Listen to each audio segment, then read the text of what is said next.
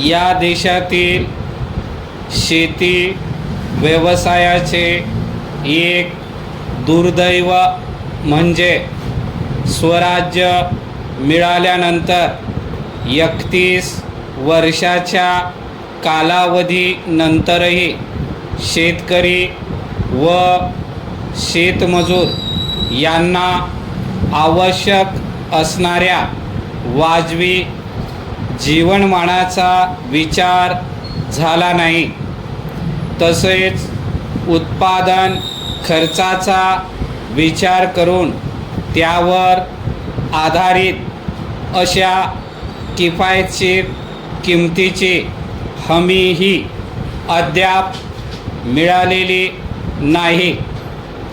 कारखानदार आपल्या मालाची किंमत स्वतः निश्चित करतो व त्याला परवडेल अशा किमतीला तो आपला माल विकतो।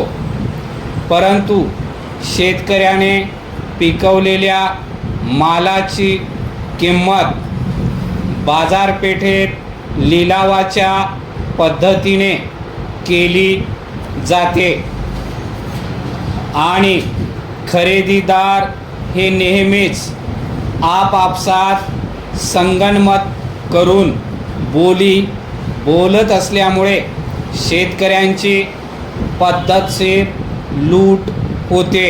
परिच्छेद शेतकरी वर्गापैकी मूठभर धनिकांचा वर्ग वगळल्यास बहुसंख्य शेतकरी हे दरिद्री व कर्जबाजारी आहेत। त्यांच्यातील बहुतेक पण कनिष्ठ प्रकारचे जीवन तर अनेक जण उपासमारीच्या छायेत कसेबसे जगत आहेत। त्यांची नगदी पैशाची गरज इतकी तीव्र असते की ते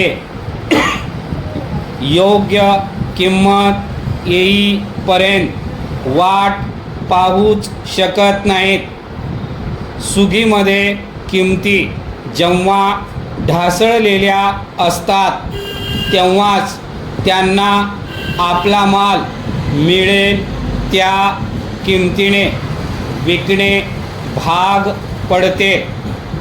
शेतकऱ्यांच्या या अगतिक परिस्थितीचा व्यापारी व दलाल पुरेपूर फायदा उठवतात व त्याची मोठ्या प्रमाणावर लूट करतात। परिच्छेद गरीब शेतकऱ्यांची ही लूट व पिळवणूक थांबविण्याकरिता व त्याचबरोबर बाजारपेठेतील किमतीच्या चढ उतारापासून त्यांची मुक्तता करून त्यांच्या मालाला सर्व राज्यभर आणि संपूर्ण हंगामभर एकच भाव मिळावा म्हणून शासन प्रयत्नशील आहे।